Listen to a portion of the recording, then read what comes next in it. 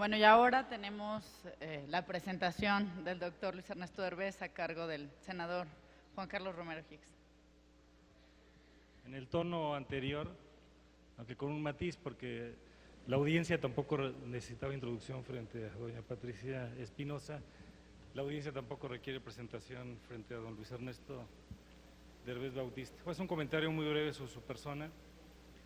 Tengo el privilegio de conocerlo desde hace poco más de 15 años, en la campaña presidencial del año 2000, y el gran acompañamiento que nos dio en el gobierno de Guanajuato como secretario de Economía y como canciller en su oportunidad.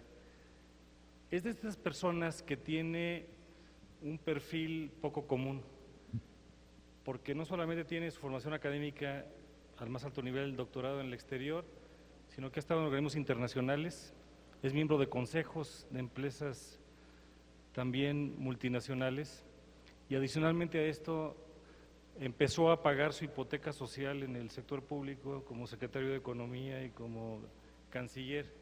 Y casi al día de hoy, hace 7 años, tuve el privilegio de hablarle por teléfono para desearle suerte en su última responsabilidad, que es como rector de la Universidad de las Américas en Puebla, a la que le ha dado una dimensión global, con una gran sensibilidad humana, con una pasión internacional y sobre todo con excelencia académica. Luis Ernesto, adelante, por favor.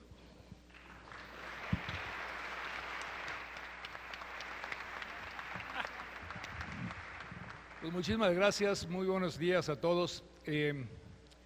Una de las ventajas de ser académico, o por lo menos pretender serlo, es que más o menos somos atrevidos en lo que decimos y decimos cosas que espero que no sean ofensivas para muchas personas, pero mi visión de la política exterior de México presente y futuro difiere de algunas de las cosas que están ocurriendo, de la manera como se percibe en el país y muy particularmente de la manera como yo creo que México está siendo percibido en este momento en el resto del mundo. Y por eso pues agradezco la invitación del Senado de la República a participar en este panel de ex cancilleres de México y de manera muy especial agradezco las atenciones recibidas por parte de la senadora Gabriela Cuevas, a quien pues conocí más o menos cuando era una niña, ¿sí? Porque sigue siendo muy joven, pero ha avanzado muchísimo. Y Gabriel y yo somos del mismo partido, Acción Nacional. En ese partido hemos pasado por muchísimos problemas, lo mismo pasa con Juan Carlos, y la verdad es que me siento muy arropado en este momento de saber que tengo aquí a 2 personas con las cuales he trabajado, con las cuales hemos luchado por el cambio de México. Decía Juan Carlos que una de las cosas es que empecé a pagar mi hipoteca social hace X número de años. La verdad es que todos los mexicanos pagamos la hipoteca social de que no se hagan bien las cosas en la nación y estamos obligados todos y cada uno de nosotros como ciudadanos a tomar nuestra propia responsabilidad y trabajar para que este país sea mejor. No permitir este concepto de que solo el gobierno tiene responsabilidad, de que solo unos cuantos grupos. Son los ciudadanos de México los que debemos tomar ese control, los que debemos tomar verdaderamente el paso de lo que hay que hacer para que este país sea un país cada día mejor. Quisiera iniciar, por lo tanto, mi presentación recordando el relevante papel de nuestra diplomacia en el siglo XX. Esta es una relevancia que se evidenció en la participación de México en la creación de la Organización de las Naciones Unidas, en ese incansable esfuerzo diplomático que desplegó el país por lograr el desarme mundial, en la decisiva ayuda de la Cancillería en lograr la paz en Centroamérica, ayuda que, por cierto, se olvida que en gran medida fue gracias a Bernardo Sepúlveda, uno de los mejores cancilleres que ha tenido México, que se logró esa paz en Centroamérica. Le dieron el premio Nobel a una persona que no digo que no lo merezca, pero creo que si esa persona lo merecía como presidente de Costa Rica, el canciller de México, que realmente fue el que impulsó en ese momento de manera decisiva esa búsqueda de la paz en Centroamérica, también lo debería haber merecido. Me da gusto que hoy esté en otras actividades, pero me da disgusto que no nos hayan reconocido como nación y a él en lo personal por su trabajo. Y también hubo un activismo incansable en ese siglo XX de los presidentes Salinas de Gortari y Zedillo en la construcción de un nuevo orden comercial internacional. México juega ese papel en respuesta a algo que llamamos en ese momento los procesos de descolonización, en numerosos casos difíciles y violentos que caracterizaron el nacimiento de naciones independientes en África, Asia y otras regiones del mundo.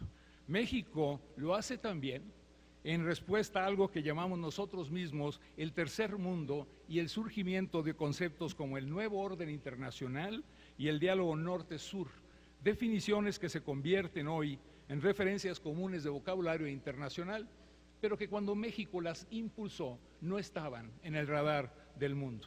Y finalmente en ese siglo XX México lo hizo como representante de naciones en vías de desarrollo ante las luchas entre países de lo que entonces era el bloque socialista y las naciones denominadas de primer mundo.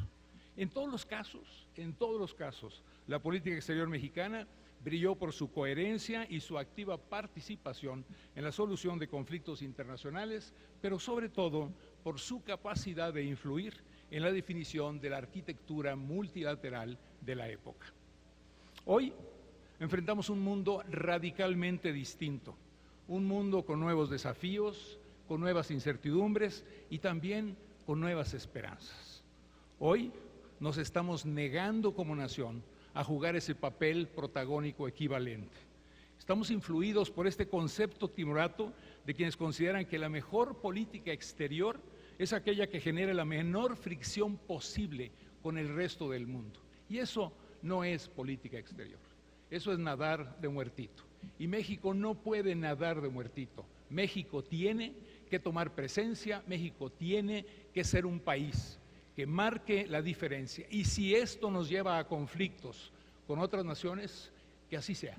Pero México tiene una función que debe cumplir como una nación que por su peso económico, por su tamaño poblacional, por su valor como democracia, debe defender una serie de principios por encima de algo que quedó constituido en este concepto timorato de que no debemos hacer olas en el resto del mundo. Como resultado de esta actitud, yo sostengo que nuestro liderazgo obtenido en el siglo XX se ha perdido tanto a nivel regional como mundial. Dada la importancia, por lo tanto, de nuestro peso económico y los principios democráticos que nos rigen como nación, debemos retomar nuestro papel. Debemos retomar nuestro papel como que somos una potencia regional que acepta los costos y responsabilidades de ser un líder que defina una política y acciones internacionales en defensa de una nueva estructura multilateral que resuelva los retos que la humanidad está enfrentando en estos albores del siglo XXI, a saber, la crisis financiera que todavía nos engloba, la arquitectura comercial injusta, la discriminación a migrantes, la falta de coordinación para eliminar el terrorismo internacional, cuestionamientos al método democrático como forma de gobierno en muchas naciones y, por último, las violaciones a los derechos humanos y destrucción del medio ambiente que está presente todos los días en gran cantidad de países del mundo. Pero, ¿cómo impulsar a nivel internacional esos principios si no lo hacemos en nuestra realidad nacional? Esta es una pregunta clave para cualquier país. Así, mi primera recomendación sobre la política exterior que México debe aplicar en el siglo XXI tiene que ver con la política interior que debemos establecer. Para ser líderes en la construcción de un nuevo orden internacional, primero debemos establecer las condiciones internas para lograr una verdadera sociedad democrática, aquella en la que se den las condiciones para un verdadero respeto a los derechos humanos de nuestros conciudadanos, a la transparencia como regla de comportamiento de los servidores públicos y a la eliminación de monopolios del poder económico y político que hoy padecemos. Esta es mi primera recomendación de política exterior y tiene que ver con la política interior. ¿Y por qué?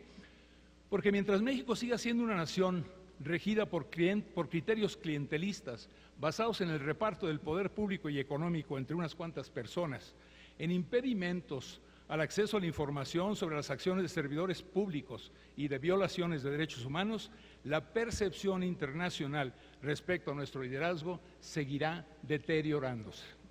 En unos cuantos años, la población relativa de nuestro país en el Concierto Internacional de Naciones ha caído al punto que, recientemente en Ginebra, México fue duramente criticado por la situación que prevalece internamente respecto al respeto a los derechos humanos y las desapariciones forzadas de muchos de nuestros ciudadanos. Y tenemos que aceptar que eso se da en nuestro país. Y tenemos que aceptar, por lo tanto, que si de verdaderamente estamos firmando una serie de acuerdos, tenemos que empezar por respetarlos internamente. Si deseamos, por lo tanto, verdaderamente promover una arquitectura geopolítica mundial en la que imperen las normas de justicia y equidad, tendremos que iniciar respetando en casa dichas normas. ¿Cómo reclaman los expertos que respondamos a este reto? Con soluciones tradicionales e inerciales que lo que hacen es negar la verdad ante las críticas nacionales e internacionales que señalan que se están violando estos derechos. No tienen más que ver los periódicos todos los días, no tienen más que preguntarte qué ocurre en Nueva York, no tienen más que ver una serie de cosas y nos daremos cuenta que lo que hacemos en México es lo que hace todo marido que está tratando de descubrir o de cubrir su trato a una mujer. ¿Qué hace cuando él es infiel? Y lo que hacemos todos es negar que la cosa ocurrió o que existe. No podemos seguir haciendo eso. Ante la situación que tenemos en este momento, si seguimos haciéndolo, no va a ser muy difícil predecir cuál va a ser el resultado a nivel internacional. Seguiremos perdiendo liderazgo moral como instituciones, como nación, como país, frente a otras naciones donde estos hechos pueden ocurrir, como ocurrió recientemente en el estado de Washington, pero sin embargo, ellos sí empiezan a buscar la forma de resolver esos problemas. No podemos seguir aceptando situaciones como Tlatlaya, en la cual hablamos todos de Ayotzinapa, pero se nos olvida Tlatlaya. Y Tlatlaya no puede ser olvidada. Tlatlaya es un hecho en el cual la autoridad es la que ejecuta el hecho, no un grupo foráneo a la autoridad. Ante la situación actual de inseguridad y pobreza que sufren nuestros habitantes, los mexicanos tenemos un reto de proporciones históricas que solo en 3 ocasiones se ha dado en nuestro pasado: la independencia, la reforma y la revolución. Como en esos momentos, hoy resulta necesario generar una nación acorde con las premisas de ejercer la justicia y la equidad de manera distinta a como la estamos ejerciendo. Distinta porque la preservación de nuestro equilibrio interno se ha transformado en un proceso en el cual todos los mexicanos debemos participar, no solo aquellos que piensan ser los poseedores de la verdad. Para salir de esta situación, solo nos falta la determinación de tomar la brújula de nuestra política interior y exterior como políticas que fomenten la participación ciudadana en la solución de los conflictos internos, que fomenten la competencia política y económica y que eliminen la injusta distribución de la concentración de poder y riqueza que hoy caracteriza a nuestro país. Adicionalmente, debemos seguir determinando como prioridad de política pública todo menos lo que es importante. Tenemos que darle énfasis a la investigación científica y tecnológica si queremos ser verdaderamente una gran nación en el futuro y tener influencia en la política exterior. Esta debe ser una prioridad de política pública y es aquella que se está en este momento eliminando. Hubo un compromiso de llegar a un porcentaje como proporción del Producto Interno Bruto para apoyar a la investigación científica y tecnológica en México, compromiso que no se está cumpliendo. Y aunque no es la Cámara de Senadores quizá la que tiene que determinar esto, yo sí les diría que tienen que hablar con sus colegas en la Cámara de Diputados, quienes quieran que sean los próximos colegas, y decirles con claridad que si México no invierte en investigación y tecnología, si México no se convierte en una nación innovadora, México está destinado a ser un país seguidor y no un país líder en el concierto internacional de naciones. Esto es para mí algo importante porque esto es lo que nos permitiría ser una potencia regional y un líder de cambio en este mundo del siglo XXI. Si seguimos haciéndolo tímidamente, no atender nuestros problemas internos, negar que existen y al mismo tiempo decir que no ha habido suficiente evidencia y que no se toma en cuenta nuestra evidencia para los resultados de los que nos están dando los organismos internacionales. Y si no invertimos en ciencia y tecnología, México, se los digo, va a ser un país de seguidores y no de líderes en el concierto internacional. Mi segunda recomendación es la de definir correctamente quiénes son nuestros verdaderos socios estratégicos en el mundo. Yo propongo hacerlo de la siguiente manera. 1, ratificar nuestra posición como socio privilegiado de los Estados Unidos de América y Canadá, incrementando de hecho y buscando lograrlo todos los días más y más, una integración superior a la que hoy tenemos con estas naciones. Segundo, tenemos que consolidar una asociación estratégica con los países clave de Asia, China, Corea, India y Japón. Y tercero, tenemos que consolidar nuestra posición de liderazgo con los países de América Central y el Caribe. Y quiero dejar esto muy en claro, sé que es importante hablar de África, pero para México como nación en este momento, lo que es fundamental es una visión de integración en lo que se podría llamar la parte, así se llama en comercio internacional, Factory North America, la reunión de lo que es Norteamérica como el mundo constituido industrial en una de las grandes regiones que tienen esa capacidad. Dos, voltear verdaderamente hacia lo que es Factory Asia, lo que está pasando en Asia con estas naciones. Y por último, consolidar nuestra posición de liderazgo en América Central y el Caribe. Por razones de geografía y magnitud de los intercambios, América del Norte es nuestro socio estratégico natural. Si bien el Telecán ha vigorizado el comercio, la actual coyuntura mundial ofrece una ventana de oportunidad para negociar una agenda de cooperación con énfasis especial en 3 áreas. Migración, que ha sido abandonada por los últimos 8 años. Segundo, seguridad. Y tercero, desarrollo tecnológico y científico.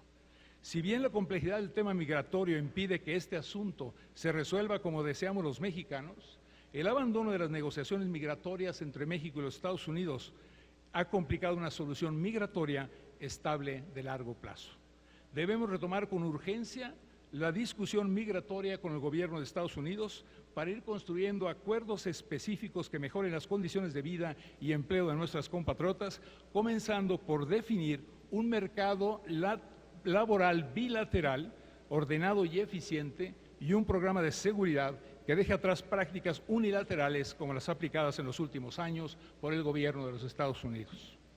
Pero el mayor rezago en nuestra relación se encuentra sin duda en lo que ya mencioné, nuestra ineficacia para lograr que el desarrollo científico y tecnológico permee a los 3 países en igualdad de condiciones. Una agenda en que permitamos la libre transferencia y la presencia de científicos e innovadores entre nuestras naciones es indispensable para avanzar al ritmo que la globalización impone a los 3 países. Esta es la integración más importante a alcanzar en los próximos 10 años de este siglo XXI. El que México no se beneficie de los desarrollos científicos y tecnológicos derivados de la investigación en las otras 2 naciones que cubren nuestro triángulo geográfico vital es impensable para quienes deseamos progreso y bienestar para nuestra población. Y no es el programa del señor Obama, en el que nos va a mandar un montón de gente y le vamos a mandar un montón de gente, el que es fundamental. Ese es divertido, ese es importante para universidades como la misma para tener estudiantes, pero esa no es la solución. La solución es intercambio científico, desarrollo tecnológico y ubicación de las 3 naciones en ese camino de integración.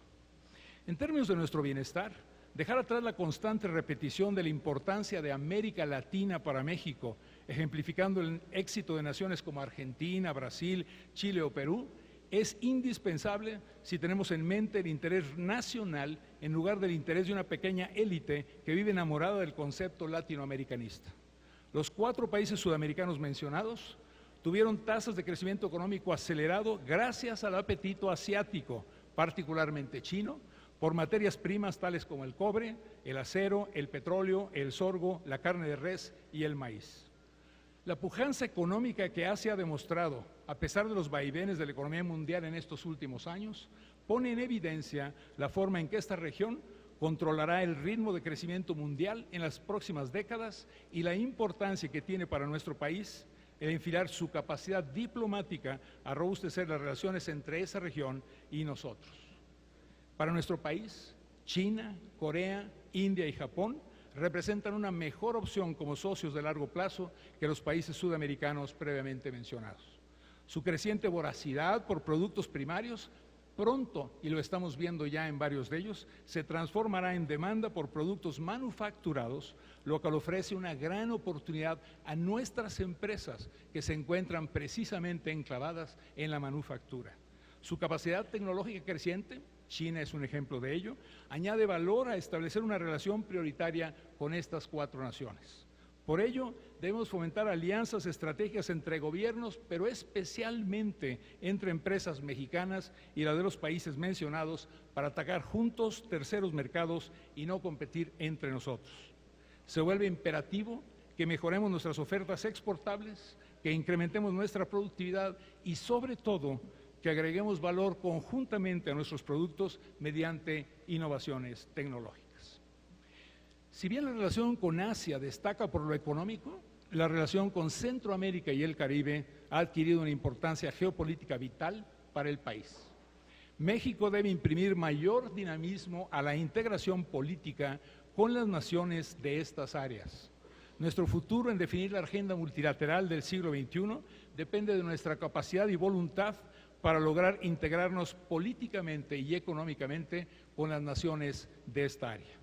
Nuestro futuro en definir esta agenda es fundamental para México. El siglo XXI nos exige conformar un bloque regional fuerte, con objetivos y posiciones comunes para atender intereses estratégicos comunes también, como la migración, la defensa de los derechos humanos, el desarrollo tecnológico, el comercio internacional justo y la estabilidad democrática.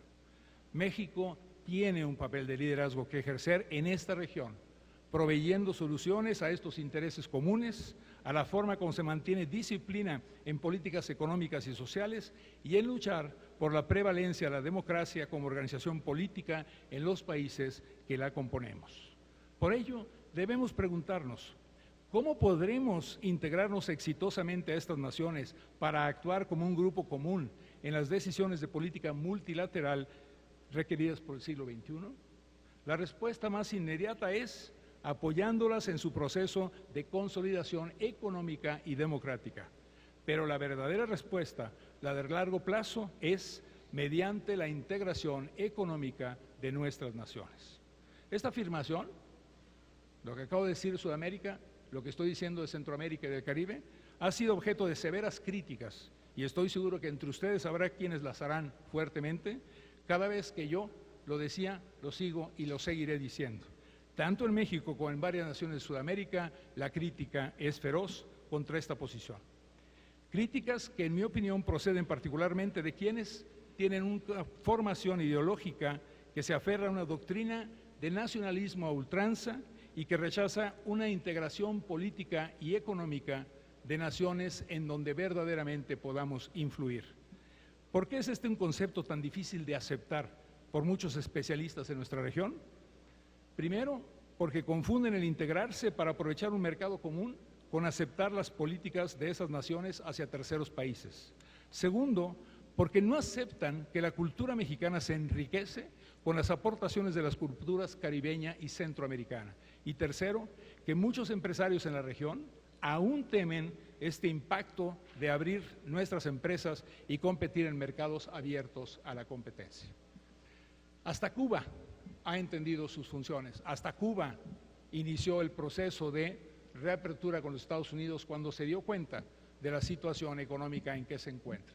Hasta Cuba fue primero con Estados Unidos y tuvo sus reuniones en Canadá para hablar de cómo restablecer relaciones con los Estados Unidos. La política mexicana debe ser hacia el Caribe y hacia Centroamérica. Mi última recomendación como acción fundamental de la política exterior mexicana a la que quiero referirme es la defensa del multilateralismo.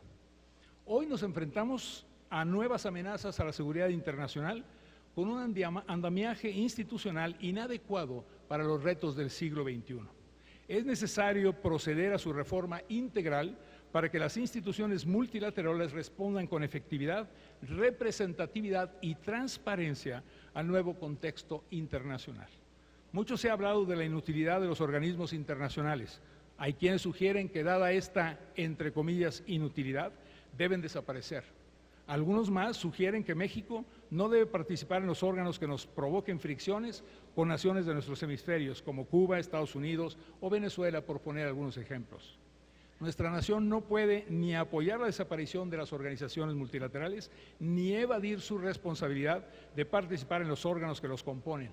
No solo porque representan las tribunas para la defensa de la justicia y del derecho internacional, sino porque en ellos es donde debe darse el esfuerzo permanente para realizar la convivencia pacífica de todos los pueblos de nuestra tierra dentro de un marco de justicia e igualdad.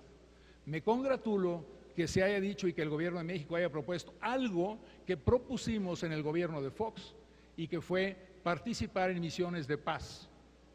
Esa propuesta la sacamos y nos causó verdadero ruido y daño. Hoy, con gran gusto veo que la propone el gobierno actual y nadie dice pío, o bien por una razón o bien por otra razón, y se las dejo a ustedes, pero como quiera que haya sido, hoy ni pío se ha dicho.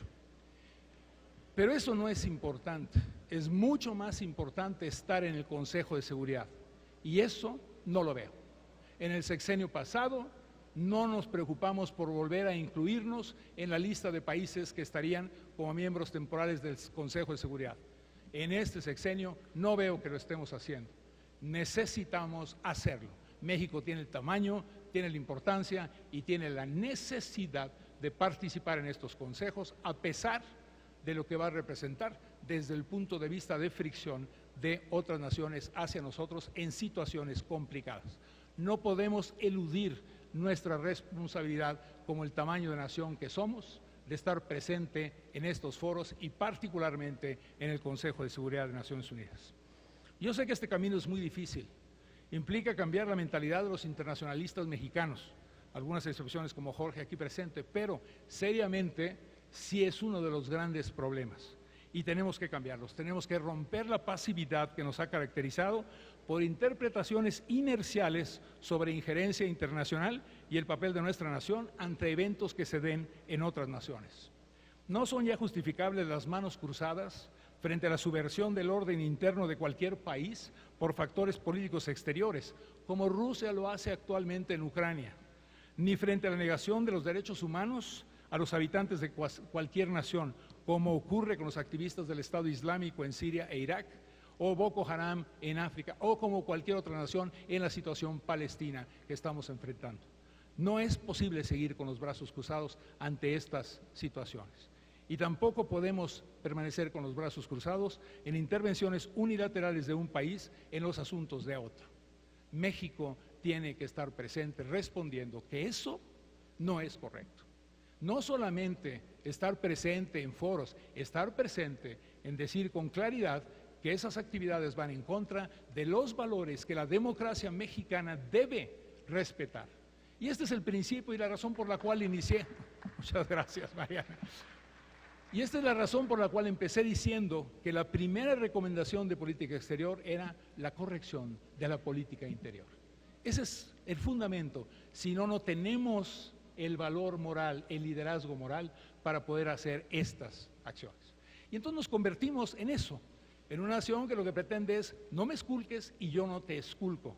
Perdón, tenemos que ser una nación que esculque y que sea esculcada.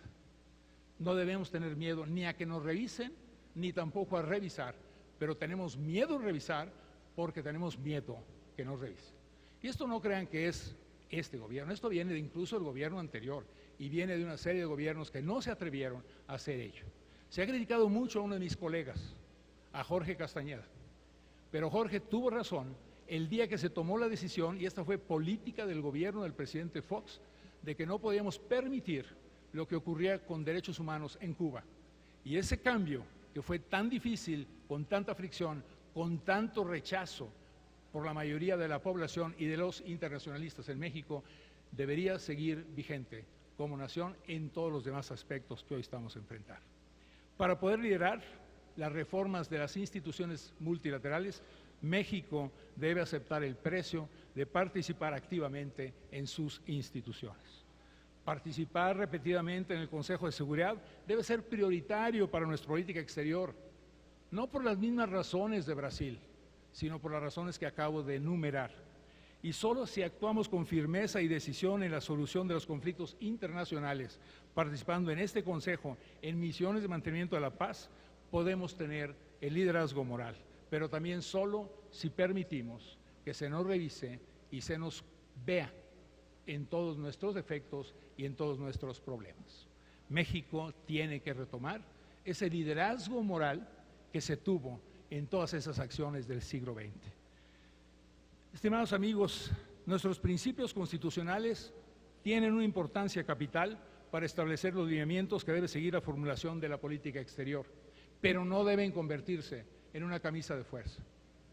No podemos hacer en relaciones exteriores lo que dijimos que no se debería de hacer en el sector energético, lo que dijimos que no se debería de hacer en el sector educativo. Las reformas que se han llevado a cabo en todos los sectores que este gobierno tan atinadamente impulsó y obtuvo, también implican que debemos revisar si nuestros lineamientos constitucionales en política exterior corresponden al siglo XXI.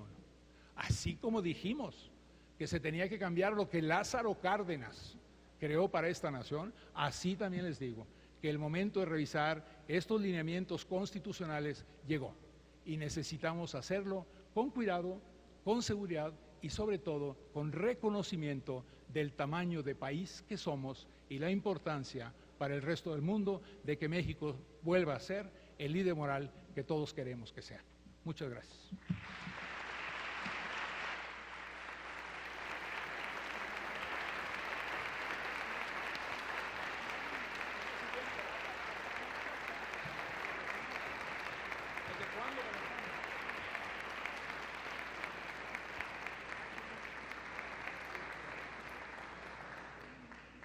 Agradecemos al doctor Luis Ernesto Derbez, sin duda una posición que va a despertar aquí muchos comentarios y muchas preguntas, así que pues ahora es el turno del público.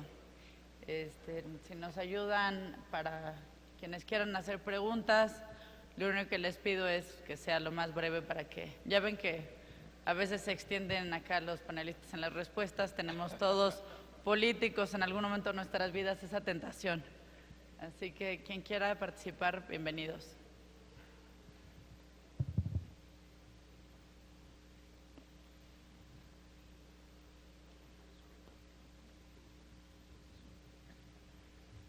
Muy buenas tardes, tengan todos ustedes. Violeta Martínez del Instituto Mora, en la Maestría de Cooperación Internacional para el Desarrollo.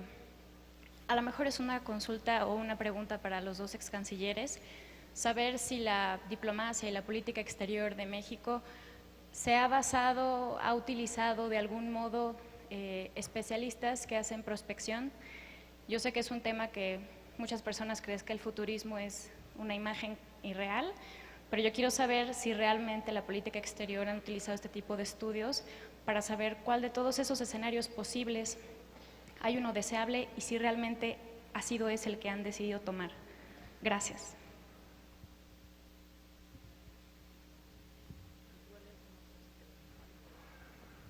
A ver, hacemos una ronda de 3 preguntas y ya le damos la palabra a nuestros ponentes.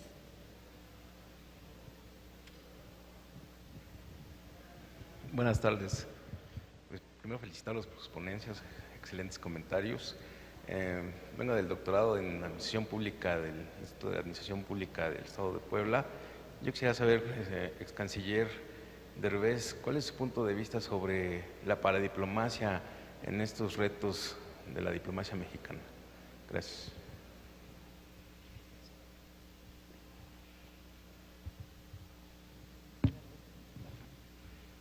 Soy Eduardo Luciano Tadeo Hernández. La pregunta va dirigida a la ex canciller Patricia Espinosa. ¿Cuál sería el rol que debería tomar la diáspora mexicana en la construcción de la imagen de México en el exterior? Muchas gracias. Y damos ahora, bueno, antes de ceder el uso de la palabra, doctor Derbez, también quiero mencionar que nos acompañan aquí embajadores y embajadoras a quienes damos la más cordial bienvenida y si desean participar hasta para contestarle al doctor Derbez, son bienvenidos. Doctor. Me estás diciendo que por aquí está el embajador de Brasil y de Argentina. Primero, nada más contestando a la joven del Instituto Mora, por lo menos en la experiencia nuestra, por supuesto, por supuesto que es bien importante dos cosas. Uno, conocer quiénes son los expertos que están dedicándose a ese tipo de investigación, ese tipo de análisis, y trabajar y platicar con ellos muy seguido. Desde el punto de vista de la Cancillería, en la época en que yo estuve, y le puedo garantizar en la época en que estuvo previamente Jorge Castañedo, y dejo hablar a la embajadora porque si no, yo le puedo decir que sí hay una gran relación entre los que estamos en ese momento haciendo política exterior y quienes están estudiándola en centros de investigación, en centros de análisis, aunque no sean ligados a instituciones educativas. Y más que eso, le puedo decir que en gran cantidad de ocasiones hacíamos un esfuerzo para traerlos y sentar también a ese grupo platicando con el presidente de la República, a fin de que también el presidente de la República escuchara lo que estaban dando como consejo. Si seguíamos el consejo, no necesariamente en todas las ocasiones, pero no se sienta mal. Un día una de mis hijas le pedí opinión, me la dio, hice otra cosa y me dijo, entonces, ¿para qué me la pides? Y le dije, para tener mayor información antes de tomar la decisión. La verdad es que es muy útil, es muy positivo. Tenemos de los mejores internacionalistas que hay en el mundo aquí en el país.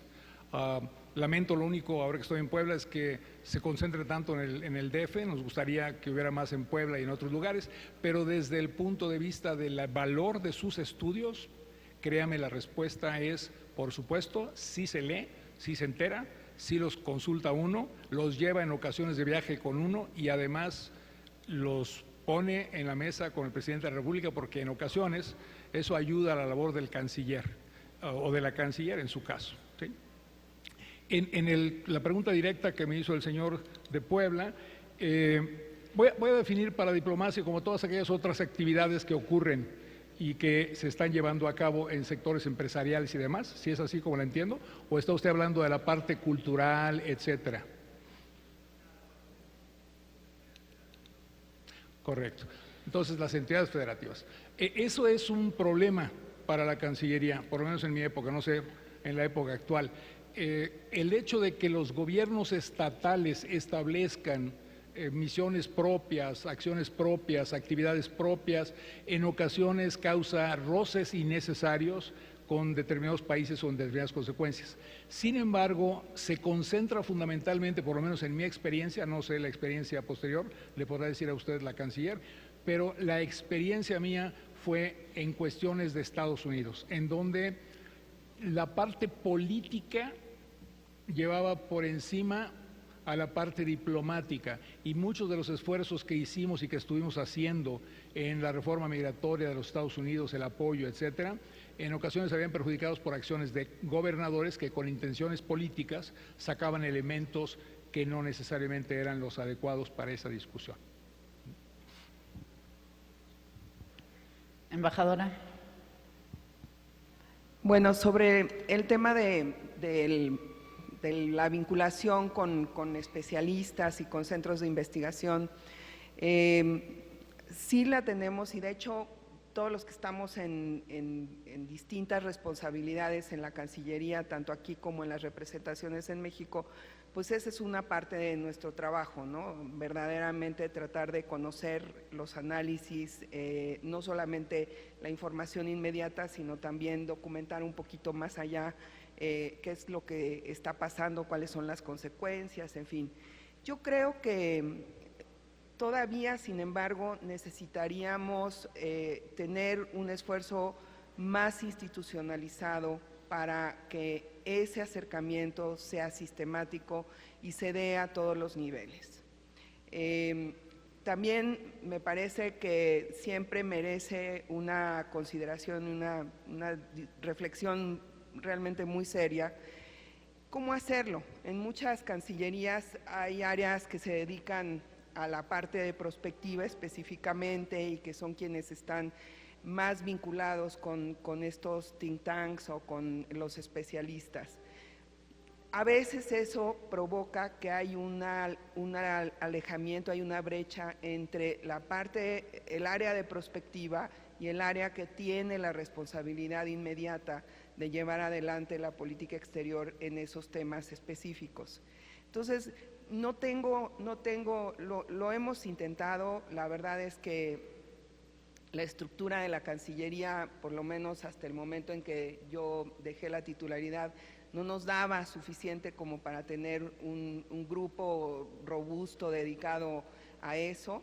Tenemos algunos compañeros muy dedicados que dedican grandes horas, pero la verdad es que todavía podríamos tener algo más fuerte, y creo que eso ayudaría a hacer la relación como realmente más institucional y sistemática. Ahorita se da mucho sobre la base de temas específicos, o por lo menos en mi tiempo, por ejemplo, para algunos de los congresos que se organizan, en donde se pide la participación, la colaboración de la Cancillería, pues claro, siempre hay la mejor disposición.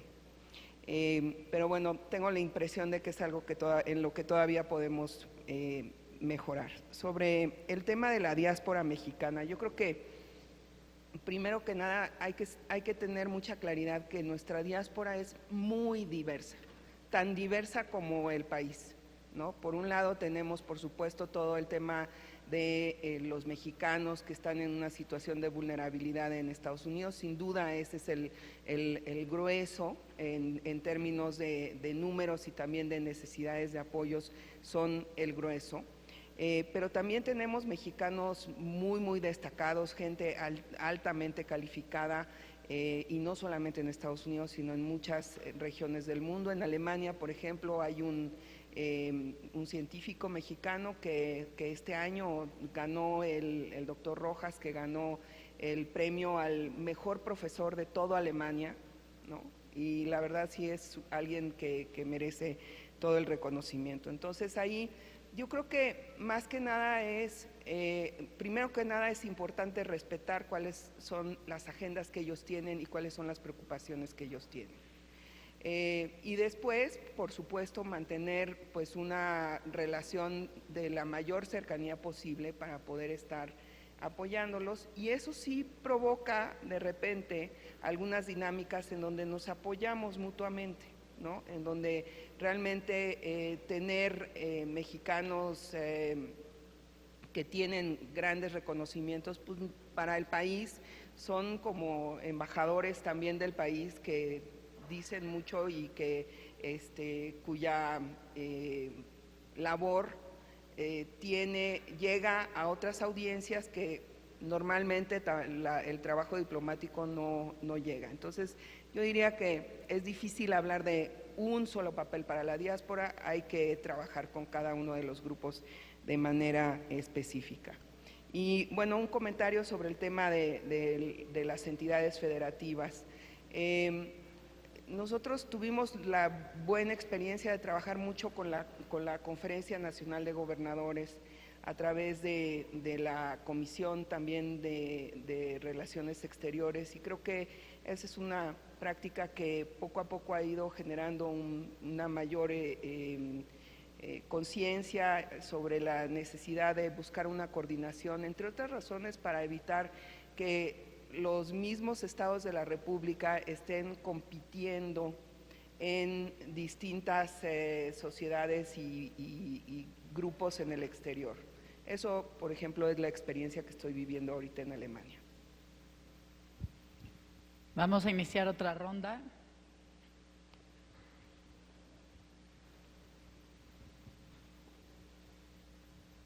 Hola, ¿qué tal? Soy la licenciada Sandra Curi. Y bueno, yo voy a hacer una pregunta a todos los que han estado aquí. Y tiene que ver con 3 elementos fundamentales de los que han mencionado. Uno se llama transparencia, el otro se llama redes globales dentro de la política exterior, cómo se van a atender. Y el tercero tiene que ver con el manejo de la impunidad y la corrupción dentro de la propia política exterior, por falta de desarticulación entre los sectores que la involucran. ¿Por qué lo digo? Yo soy madre de un chico que fue muerto en la ciudad de Granada, España, en donde hubo tráfico de órganos, y no tengo por qué callarlo, y estoy aquí porque he vivido la impunidad durante 7 años. En base a muchos sentidos de la explotación que se puede decir que ocurre en México. Yo doy la cara y no tengo miedo en decirlo, porque creo que sí, México tiene que cambiar. y tengo otros hijos en los que espero que no pase absolutamente nada, pero si México tiene que cambiar porque tenemos la voz para ponernos de frente a decir lo que ocurre. Con nuestras instituciones, con los organismos internacionales, con los sistemas de seguridad, tanto nacional como internacional. No es un problema de una sola economía, es un problema del mundo. La carne, el mercado de la carne humana, que forma parte de todo este tema de migración, de criminalización y de derechos humanos, está tomando una velocidad que no nos hemos dado cuenta porque no queremos ver. Porque no queremos ver los lugares de abandono, porque no queremos ver la pobreza o porque no queremos ver simplemente que personas que hablamos las cosas como son, podemos ser víctimas de todo un sistema coludido por error, por ignorancia o por política. Yo creo que estoy aquí y lo estoy diciendo abiertamente. ¿Hasta dónde la política exterior solamente tiene que mirar por mercados? Ustedes dijeron, lo dijo Patricia, lo dijo Ernesto, lo dijiste tú, Gabriela. No estamos, tengo buscándote 2 años y tus mandos medios no me dejan llegar a ti. Por eso lo tengo que decir en viva voz y públicamente. He buscado a muchísimas organizaciones nacionales e internacionales y nadie te da la voz. Todos somos vulnerables. No hay una sola persona que no lo sea. De repente creemos que el tráfico de órganos nada más le pasa a las personas que viven en marginación y pobreza. Pues no, no es así. Todos somos vulnerables. Mi hijo estudiaba música en Polonia. Era una persona consciente, académico, no tenía ninguna situación que le estuviera detrás de política de drogas o de tal. Yo he trabajado en política de drogas y te digo, para la prevención. Harm prevention, no repression. Y creo que estar aquí es harm prevention, no repression. La política exterior de México no se trata de mercados, se trata de relaciones humanas, de relaciones sociales de producción, de lugares que tienen que crecer con equidad, como ustedes lo han dicho. ¿Y qué es la equidad? ¿Dónde está la distribución? Nadie ha hablado de salarios globales, o por lo menos de salarios regionales, de la integración salarial. Nadie lo habla. Nadie habla de lo que está pasando en la situación de Ucrania ahorita. Yo quería escuchar. No nada más tenemos, el mundo es un ser humano completo. Dicen por aquí en México, los mayas, el hombre es el universo en miniatura. Lo que pasa en Minsk, o lo que pasa en Alemania, o lo que pasa en Japón, o lo que pasa en China, nos afecta a todos. Así es que lo que pase a uno, como a mí, nos afecta a todos, como sociedad. Una sociedad que calla y que vela es una sociedad suicida. Y no estoy dramatizando, estoy aquí diciéndote las cosas como son. Si México quiere cambiar, tiene que empezar por reconocer sus debilidades. Así es que yo te preguntaría, si las redes globales van a fortalecer la política exterior, ¿cómo nos vamos a articular con ellas? ¿No tendríamos que pensar en el tema de un gobierno abierto? ¿Quiénes son los líderes, como la chica que decía de prospección? Yo soy arqueóloga y económica, y yo te digo, ¿qué es la prospección? ¿Es solamente seguridad o es entender la cultura del otro?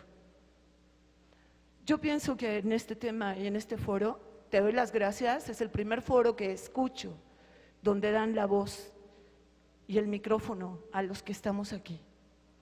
Porque ha habido muchos foros, pero no había debate. Y el debate comienza escuchando la voz de tu pueblo, porque si no, no puedes avanzar. Todo lo demás son imaginaciones, son especulaciones o objetivos concretos. El tema de la política exterior abarca desde la persona, desde el individuo, hasta la familia, hasta la sociedad, las instituciones, la academia y el mundo. Los organismos internacionales hoy tienen que trabajar conjugadamente. Yo viví la violencia y vivo la violencia en sistemas de salud pública internacional y nacional. ¿Cómo me enteré de la muerte de mi hijo? Por Facebook. En 8 horas yo estaba enterada por Facebook. El consulado me enteró 15 días después. Yo le enteré al consulado. ¿Qué es lo que te estoy diciendo aquí? Dinámicas sociales inmediatas. No estoy aquí para reclamar la muerte Estoy aquí para decir que hay mucho por hacer, pero si no dan la voz a la gente que lo vive, es muy complicado poder avanzar.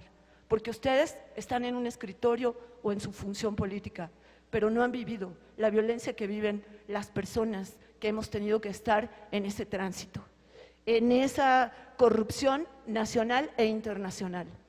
Así es que yo estoy aquí y te digo de verdad, 3 preguntas. ¿Hacia dónde va la política exterior en materia de la no criminalización, la migración, los derechos humanos? ¿Cuáles son los instrumentos? ¿Dónde está la transparencia entre los sectores que involucran el tema de política exterior? Solamente es economía, comercio. ¿A dónde va? Y las redes globales, ¿pueden favorecer o no favorecen para nada la dinámica que hoy vive el mundo en todo este sentido que implica la política exterior? Gracias.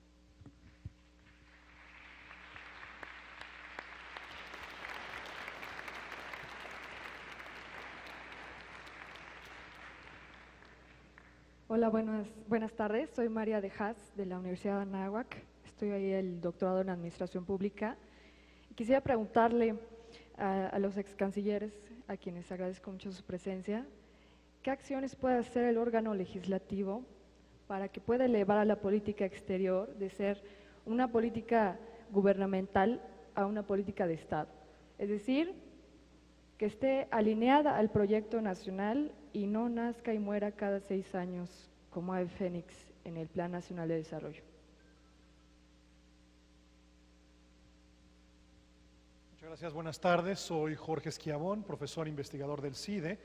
En política las prioridades se miden en buena medida por el presupuesto y tristemente hemos visto una desinversión en política exterior en el curso de las últimas 2 décadas en este país.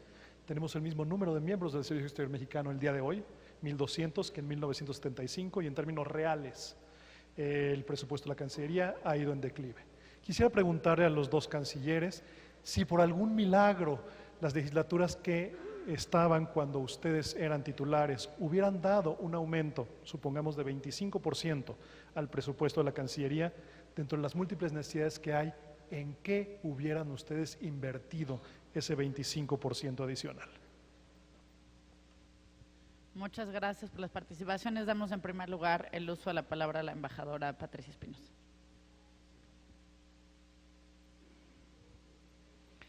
Bueno, en primer lugar quisiera solidarizarme con usted por lo que nos relata la difícil experiencia que ha vivido. No conozco el caso, creo que sería importante poder conocerlo con más detalle. Pero sí le puedo compartir que una parte importante del quehacer de México, de la política exterior de México, un poco como lo mencionaba en la intervención inicial, yo diría que a partir de la década de los 90, fue cambiar en materia de derechos humanos, hacia una política de mayor apertura, de mayores compromisos del Estado mexicano con los mecanismos internacionales de derechos humanos, los tratados, la aceptación, por ejemplo, de las visitas o la invitación a los relatores de derechos humanos en distintos ámbitos, el cumplimiento de obligaciones como, por ejemplo, el que se acaba de mencionar hace un momento para la presentación del informe en el Comité de Naciones Unidas sobre desapariciones forzadas, el reconocimiento también y la búsqueda de apoyar un mejor funcionamiento de los mecanismos que provee el Sistema Interamericano de Derechos Humanos para que las personas que hubieran agotado todos los recursos internos puedan acceder al Sistema Interamericano de Derechos Humanos. En ese sentido, yo lo que quiero transmitirle es, creo que hay un camino recorrido, pero coincido plenamente con usted, hay mucho todavía por hacer. Yo, por lo menos lo que le puedo comentar, creo que la manera como intentamos explicar estas situaciones críticas parten de un reconocimiento de que hay un problema, de que hay no uno, sino varios problemas que deben de superarse, y que son procesos complejos que involucran al Poder Ejecutivo, al Poder Legislativo. Ahorita, por ejemplo, en el Legislativo pues se está discutiendo justamente la aprobación de una ley contra la corrupción, que involucran también a los distintos niveles de gobierno, el gobierno federal, gobierno estatal, gobiernos locales. Y en el caso de usted menciona un caso muy doloroso que ocurrió en el extranjero, también pues el uso de los recursos que tenemos de Estado con Estado para poder ayudar a aclarar y defender los intereses de los ciudadanos mexicanos en situaciones como la que usted señala o la que acaba de vivir pues este muchacho en Estados Unidos, ¿no? Entonces, coincido en la necesidad de que sigamos trabajando. Creo que es una tarea que involucra a toda la sociedad, a todos los niveles de gobierno y a todos los poderes del Estado, y a todos individualmente a todos los que estamos en alguna responsabilidad pública, ¿no? En cuanto a las acciones del órgano legislativo para elevar la política exterior, yo creo que esto es un proceso que se ha venido dando. Este foro, el día de hoy, es uno de los ejemplos que yo diría más claros de un avance en ese diálogo y en esa interacción. La senadora mencionaba, por ejemplo, un caso en donde tuvimos un diálogo muy a fondo sobre un tema delicado, en donde era importante tener un consenso, pues por lo menos una base de entendimientos comunes, porque también tenemos que reconocer que somos un país diverso y que nuestra realidad pues no es una sola realidad, y que por lo tanto pues tenemos que lograr construir esos consensos sobre la base de tomar en cuenta la diversidad de la realidad mexicana, ¿no? Entonces yo creo que vamos por buen camino. Yo creo que la política exterior, por un lado, con los principios y valores, tienen un papel fundamental y es una guía, pero además de eso están los intereses del país, los intereses de México. ¿Qué es lo que necesitamos para avanzar en nuestro desarrollo nacional, para que verdaderamente la política exterior sea una palanca del desarrollo? Y creo que esa conjunción, que a veces no es tan evidente ni tan fácil de lograr, es lo que debemos de aspirar. Y en ese sentido, pues mientras más trabajemos en el Ejecutivo y el Legislativo en esa sintonía, pues creo que vamos a estar en mejores condiciones. Y esta pregunta del presupuesto es muy difícil, Jorge, definitivamente muy difícil. Realmente son tantas las necesidades. Creo que estamos hablando desde la presencia física en el exterior, las mayores oportunidades de profesionalización y de profundización en la capacitación de nuestros cuadros, los recursos para atender las necesidades del público, de la gente que viene a pedir servicios a la Cancillería. Vaya, no me atrevería a decir yo lo invertiría en tal cosa. Yo creo que requeriría un análisis muy cuidadoso. Doctor Derbez. Conste que no soy diplomático. Jorge, el primer problema que va a encontrar México es presupuesto base cero. Nos lo prometieron para el año que entra, ¿sí? Vamos a ver si es cierto. Y ahí vas a ver las prioridades de todo mundo, y por lo tanto va a ser el mismo presupuesto inercial con un poco de incremento. ¿Qué necesita la Cancillería? La Cancillería necesita más gente y gente preparada, necesita gente joven, necesita por lo tanto personas enteradas de lo que está ocurriendo, de lo que realmente pasa. Yo sí te respondería, si yo tuviera ese 25%, si lo hubiera tenido, hubiéramos contratado muchísima más gente. También se pensó abrir algunas embajadas en lugares como África, en donde era importante por razones de cierta relevancia política, no tanto diplomática en el sentido estricto, pero en verdad donde yo invertiría el dinero, lo acabo de decir hace un rato, sería en Centroamérica y en el Caribe. A mí me parece increíble que México no entienda que Centroamérica y el Caribe son realmente sus puertas naturales, en donde necesita verse como un líder que respalda. Y no hay cosa más fácil que poner dinero en las acciones de lo que dices. Cuando estuve de canciller tuve la oportunidad de estar platicando con todas las gentes del Caribe y esto es una anécdota verdadera, no voy a dar el nombre de la persona, pero traje a uno de los cancilleres a México, platicó con el presidente de la República y le dijo al presidente de la República, escucha Derbez, puede hacer una gran influencia en el Caribe y le vamos a salir baratos. Así tal cual, esa fue la frase. Y lo que dio como mensaje fue, el otro país con el que usted está compitiendo, Cuba, el otro país con el que usted está compitiendo, Venezuela, el otro país con el que está compitiendo, Estados Unidos, eso es lo que hacen, ponen dinero y están por lo tanto dándonos recursos. Si usted pone dinero y no es mucho lo que se requiere, va a ver de qué manera usted nos está ayudando al desarrollo económico, al desarrollo social y podemos salir adelante.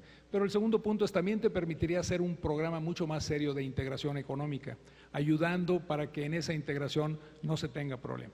Hablar con Granada, por dar un país, en donde toda la población no pasa de, no sé, 50 cuadras de Polanco, no tengo idea, de alguna parte de la Ciudad de México, es darte cuenta de que realmente puedes influir mucho desde el punto de vista de apoyo, de desarrollo, de consolidación de la democracia en esos países, al mismo tiempo que en verdad con una cantidad pequeña. Si te dieran 25% más, pues caramba, se podrían hacer muchísimas cosas.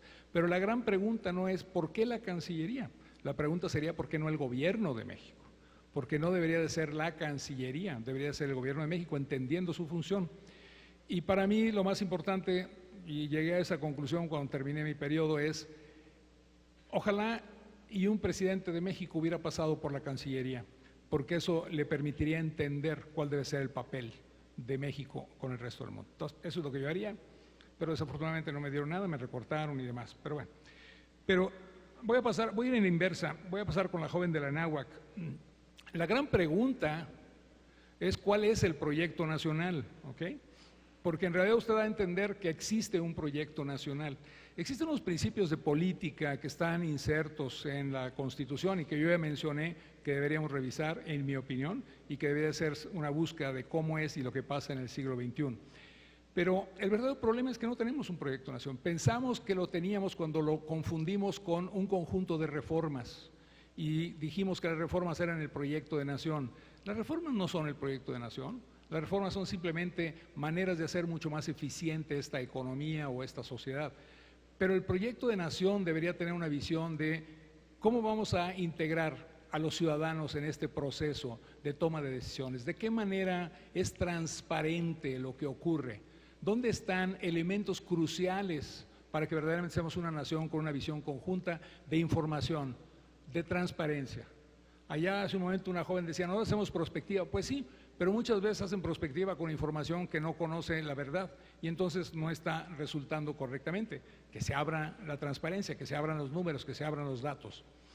Y lo vemos en lo que está ocurriendo en este momento, si usted ve los procesos políticos que se están dando en el país hoy, con motivo del cambio de Cámara de Diputados, etcétera, usted empieza a darse cuenta de que no hay un verdadero proyecto de nación, dado que tenemos una serie de razones por las cuales se está escogiendo a la gente y todas están dirigidas al clientelismo y no necesariamente a lo que sería una visión de un país con otra dimensión. Entonces es muy difícil tener una política exterior así, con un proyecto de nación, porque primero me tiene usted que definir su proyecto de nación y yo voy a definir el mío y son distintos.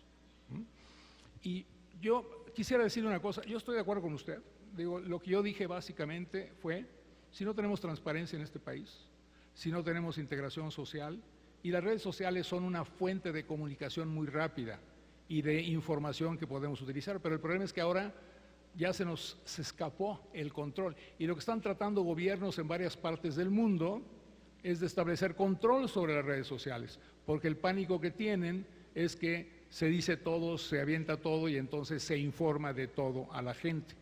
Y pues la gente no debe estar informada, ¿ve? Es importante que no sepan, porque si saben entonces me van a recriminar y me van a pedir hacer cosas correctamente.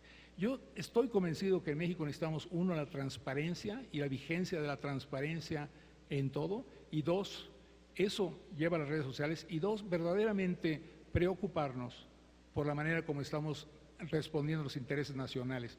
Y perdón, pero en mi presentación yo no hablé nada más de comercio, fue de lo que menos hablé. De lo que hablé son de las cosas que creo que me preocupan desde el punto de vista social, desde el punto de vista de liderazgo moral, que es lo que nos va a acabar por derrumbar. Y ahí sí, el Servicio Exterior Mexicano tiene un problema. Si cada ocasión que se reúne le dicen que tiene que ir a decir cosas bonitas de México, nada más, pues está complicado, ¿no? Porque no existe nada más eso. Yo no he estado en las reuniones de embajadores, aunque he sido invitado, no he estado porque no me da mi tiempo para asistir, pero la pregunta clave es, ¿existen problemas en México? Por supuesto. Usted mencionó el caso de su hijo y lo lamentamos todos, pero Tlatlaya es un caso abierto, en donde la autoridad, los jóvenes de Ayotzinapa, que es terrible, ¿sí? Ocurrió por una contubernio entre la autoridad y otras personas, pero acá fue la autoridad la que, teniendo ya detenidas a las personas, las mató. Eso se llama asesinato en cualquier parte del mundo. Y estamos reclamando al mexicano que mataron, lo cual es terrible, y debemos de reclamar con mucha más fuerza de lo que lo estamos haciendo, pero al mismo tiempo lo que usted observa es lo que pasa acá. Entonces no tenemos el liderazgo moral, y si no tenemos el liderazgo moral, es muy complejo llevar a cabo actos en beneficio de nuestros ciudadanos.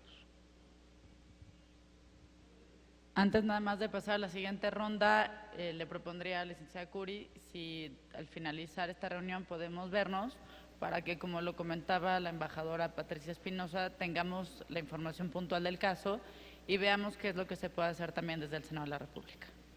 Vamos a continuar con nuestra tercera y última ronda. Bueno, mi nombre es Edgar Martínez, trabajo aquí en el Senado. Mi pregunta es la siguiente, la relación del Senado con, obviamente, las relaciones exteriores, dos de sus principales funciones es la ratificación de los tratados y participar en el nombramiento de los embajadores. Mi pregunta es, ¿qué proponen para mejorar esa relación que tiene el Senado con estas dos funciones y la relación que tiene con el Ejecutivo? Gracias.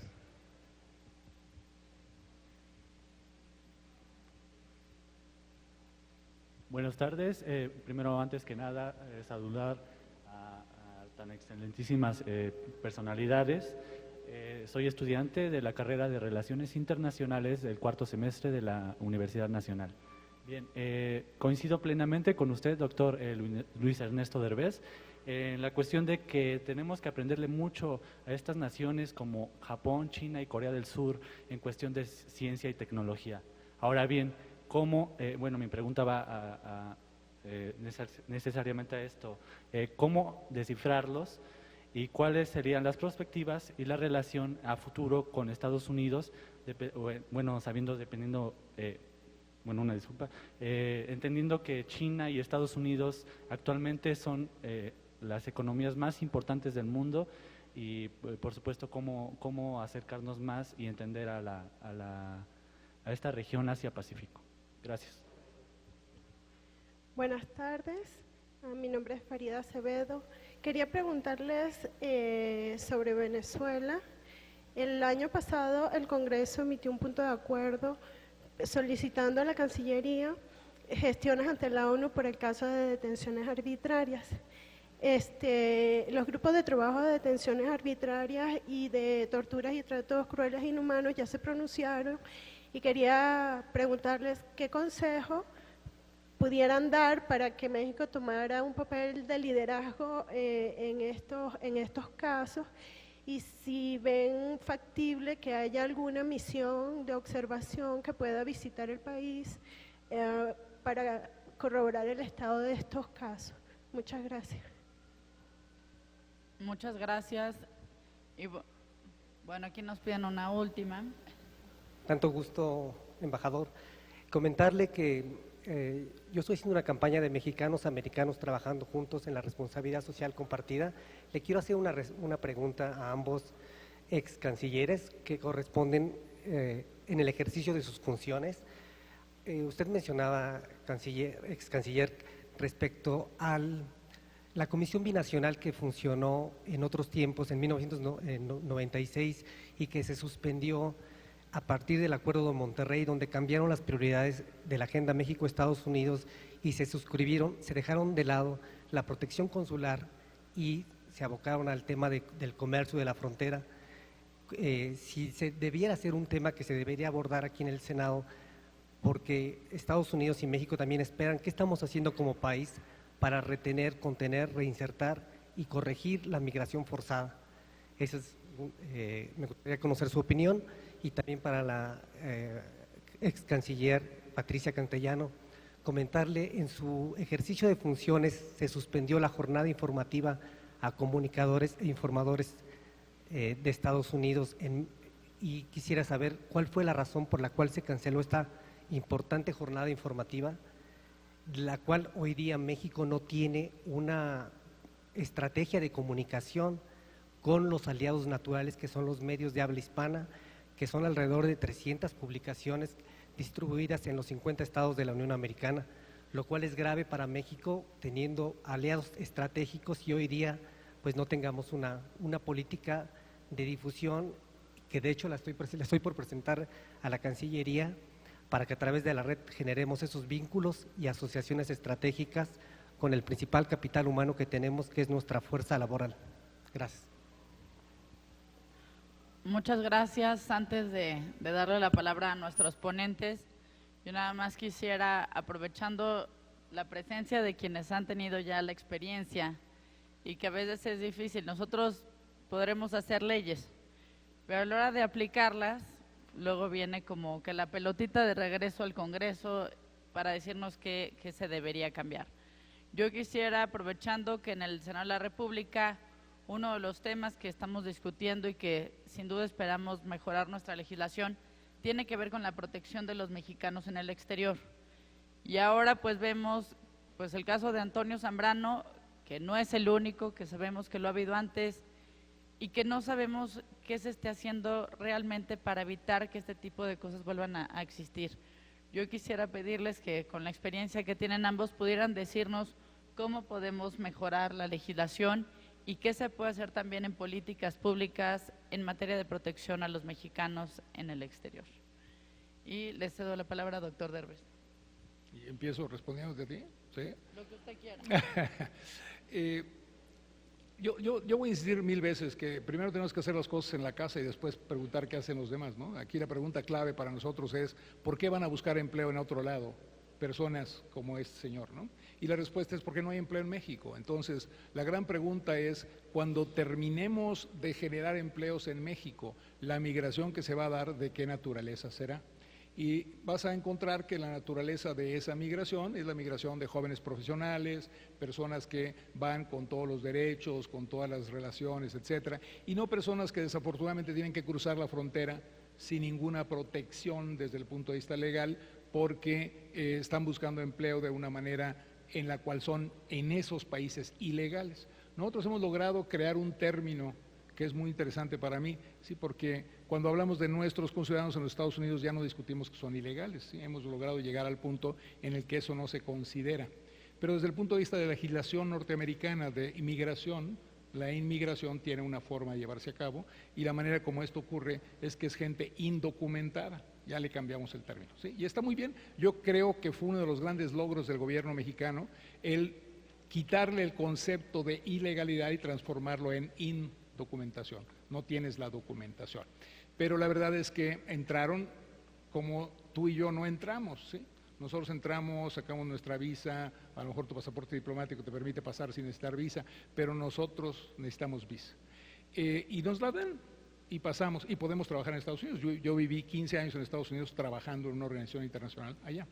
Eso es lo que necesitaríamos, es resolver el problema del empleo en México y después vas a tener el tipo de migración. Mientras tanto ya tenemos 12 millones, ¿qué hacemos en Estados Unidos? Pues yo creo que los servicios consulares han sido ejemplares, y volviendo al comentario de Jorge, yo lo que diría es, ahí sí que tenemos que invertir mucho más dinero en nuestros consulados, porque desafortunadamente o afortunadamente la mayor parte de la población mexicana en el exterior se encuentra en los Estados Unidos, y deberíamos, por lo tanto, poner prioridad ahí. Y volviendo al concepto, yo creo que antes que abrir más embajadas tendríamos que robustecer los consulados para atender a nuestros ciudadanos y atenderlos de manera precisa. Pero tú tienes a veces consulados con una persona o dos que están atendiendo las necesidades de varios miles de conciudadanos. Es imposible realmente, físicamente para ellos, poder tener esa defensa que después les exigimos cuando ocurre el caso de un asesinato como fue en este momento. Creo en verdad que eso sí, ahí el Senado lo que puede y debe hacer es presionar para que se le dé mucho más recurso para los consulados al Gobierno de México. Independientemente de que nos den el 25% más o no, lo que sí es importante es que la Cámara de Diputados y el Gobierno de la República entiendan que esto es fundamental y que así como desperdiciamos miles de millones de pesos en México en muchas cosas que son prioridad del gobierno en turno, lo fue el nuestro, lo fue el siguiente, lo es este, mejor tendremos que pensar en apoyar a esto, porque tenemos 12 millones de personas allá que requieren esta atención y no tenemos la capacidad ni física ni humana para atenderlos. Habría que ver cómo le hacen y ahí sí sería cosa de dinero, para desgracia de todo el mundo. El Senado de la República ratifica tratados, ratifica embajadores, sí. Lo que tienen que hacer los senadores más y más es tener estas relaciones de senadores a senadores con otros países, y lo que tienen que hacer los senadores sin duda es platicar más con la Cancillería. Y cuando digo platicar es platicar, ¿ok? Porque a veces llegaban a regañar, no sé qué hagan los senadores actuales, a lo mejor son muy amables los dos que tengo aquí a mi alrededor, pero el punto era esta presión en la cual llegaban y te alegaban. Qué bueno que se dio el caso que mencionaron tanto la canciller como Gabriela, pero ese es el patrón y es un patrón en el cual también el Senado debería de tener la actitud. Hoy tenemos que tener la actitud los del Ejecutivo, no, los deben tener también los del Legislativo y entender que su función es ver cómo se enteran correctamente y cómo ponen prioridades conjuntas para que vaya saliendo. Eso va a ser complejo, pero eso es lo que yo diría que hay que hacer. Que lo hagan o no, pues ya es cosa de los senadores, no es cosa del Ejecutivo, conste. Segundo, en el concepto de China y Estados Unidos como más importantes, sí como naciones en términos del peso, no si pensamos, por ejemplo, que Corea del Sur se está convirtiendo en una de las grandes potencias tecnológicas del mundo. Y son bien difíciles los coreanos, va a decir usted, porque acabamos de tener un ejemplo en Guadalajara o no sé dónde, ¿sí? Bueno, está muy bien, pero la verdad es que con esa nación deberíamos establecer mucho más fuerte una relación sólida y empezar a entrar con empresa a empresa, gobierno a gobierno en cuestiones de tecnología. Sí, China va a ser la nación más importante económicamente hablando, pero no necesariamente tecnológicamente hablando. Hay muchas naciones que nosotros deberíamos de llegar. Y una nación que se nos olvida todo el tiempo y que deberíamos estar poniéndole mucho más énfasis es India. India es realmente la nación que tiene más futuro en Asia, por su crecimiento poblacional, por su concepto democrático, porque tienen una calidad académica impresionante, sus universidades en altos niveles y también una pobreza espectacular, ¿no? Pero en esta combinación, esa es la nación que en mi opinión se nos olvida todo el tiempo, con la que podríamos trabajar, con la que podríamos hacer acuerdos tecnológicos de desarrollo mutuo, porque han demostrado claramente en los últimos años que lo pueden hacer. Hay una gran cantidad de tecnología desarrollada en la India y que nosotros deberíamos también llegar y ligarnos. Así es como nos deberíamos de ligar, más que buscar vender productos y demás, ¿no? Y luego tenemos lo de Venezuela. ¿Qué le puedo decir? Yo fui de los que más criticaron porque critiqué al expresidente Chávez, ¿sí? Es un caso Venezuela, ¿sí? Y qué pena. ¿Usted es venezolana? Sí, bueno. Pues entonces no voy a hablar mal de su país, porque si no luego me regañan, ¿sí? Aunque ya no sea diplomático, me regañan como usted no tiene idea. Mi esposa se enoja todo el tiempo. Yo lo que le quiero decir nada más es que Venezuela es un caso en que México necesita una posición mucho más firme, pero mucho más firme, y deberíamos estar actuando de una manera mucho más firme. Pero no lo hacemos porque nos preocupa el impacto, pero esa nación tiene su problema propio y va a llegar a algún punto en el cual va a haber una crisis, yo supongo, entiendo que la hay, pero todavía no toca a fondo. Entonces, a ver qué pasa en ese caso. Pues ya, con eso me desquité de todo lo que no pude decir. Muchas gracias, doctor, y ahora le damos la palabra a la embajadora. Bueno, sobre el tema del trabajo entre el Senado y la Cancillería, ratificación de tratados, ratificación de nombramientos, coincido con que realmente una relación de diálogo permanente es muy importante. Es importante, por ejemplo, justamente para los procesos de ratificación de tratados, en donde a veces las temáticas que se abordan son muy técnicas y complejas, y entonces un acompañamiento, un diálogo que se da a lo largo de un proceso. Tuvimos algunas experiencias muy gratas, muy positivas en ese sentido. Yo creo que son una muy buena práctica. Requieren, sin embargo, pues un compromiso de mucha confidencialidad, porque mientras estamos en un proceso de negociación, definitivamente pues no son temas que se pueden estar discutiendo de manera pública. Una vez que se concluye la negociación, bueno, pues ya ahí es una siguiente etapa del proceso de ratificación. Yo creo que eso se podría definir ciertos protocolos de trabajo conjunto que irían en beneficio de todos. Y lo mismo en el caso de la ratificación de embajadores. Yo debo decir que mi experiencia personal ha sido siempre extraordinariamente grata, la mayor apertura para poder tener conversaciones con los senadores, las senadoras, los senadores, cuando hay que plantear algún tema. Yo pienso que igual que en muchos otros temas, vaya, el diálogo es verdaderamente la clave indispensable para mejorar los procesos.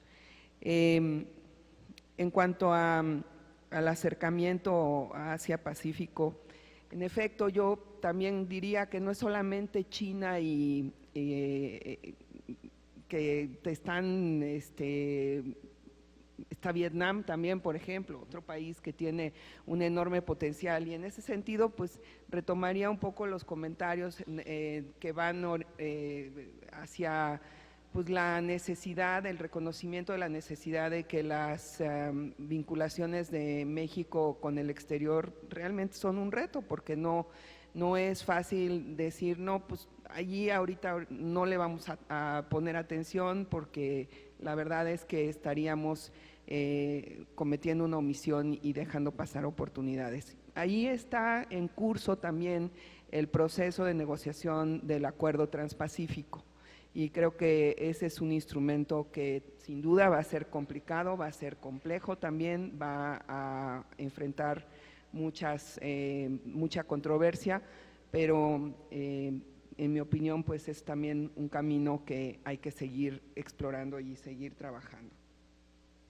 En el tema de la Comisión Binacional, la temática de migración, lo que planteabas, Gaby, sobre la protección a los mexicanos en el exterior, yo creo que sí ese es un ejemplo muy claro en donde un diálogo más frecuente entre nuestros legisladores con los legisladores en este caso de Estados Unidos, es fundamental. Sabemos que el gobierno, el ejecutivo estadounidense pues tiene un campo de acción que está limitado, y que por lo tanto pues un acercamiento directo a nivel de pares, de Congreso a Congreso, pues sería realmente muy conveniente, incluso para aportarles información y sensibilizarlos sobre el tipo de retos que enfrentan las familias de migrantes, por ejemplo. Bueno, ¿por qué tanta insistencia en la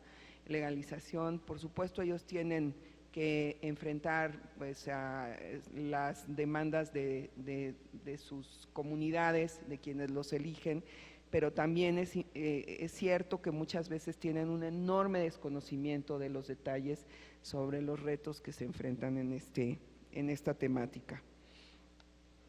Y bueno, creo que, perdón, discúlpeme quien preguntó sobre la jornada informativa. Sinceramente, tengo que decirle que no sé de qué jornada me está usted comentando. Lo voy a averiguar y con mucho gusto le comento más adelante.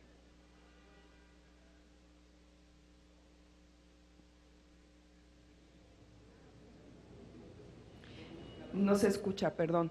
Lo que sí le puedo decir es que, bueno, cada uno de los consulados, si estamos hablando de Estados Unidos, cada uno de los consulados pues tiene un contacto permanente con los medios en cada una de sus circunscripciones. De hecho, es justamente a través de los medios que los consulados hacen mucho de la labor de informar a la comunidad mexicana sobre ventanillas de salud, sobre servicios específicos, pero con mucho gusto lo comentamos. Gracias. Pues antes de concluir y agradecerle su participación, embajadora Patricia Espinosa, embajadora emérita de México, doctor Luis Ernesto Derbez, nuestro también exsecretario de Relaciones Exteriores, tenemos un par de regalos que queremos hacerles a nombre del Senado. Bueno, chocolates me los comería yo, la verdad. Doctor, muchas gracias por todo esto desde Puebla.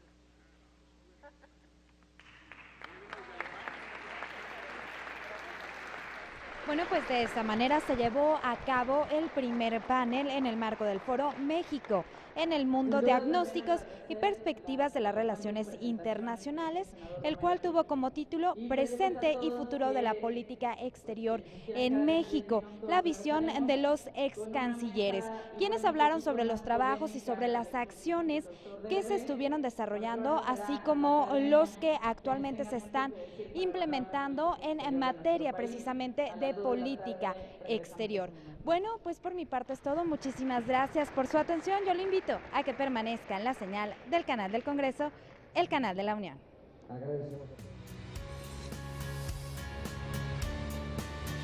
Canal del Congreso, el canal de la Unión, presentó.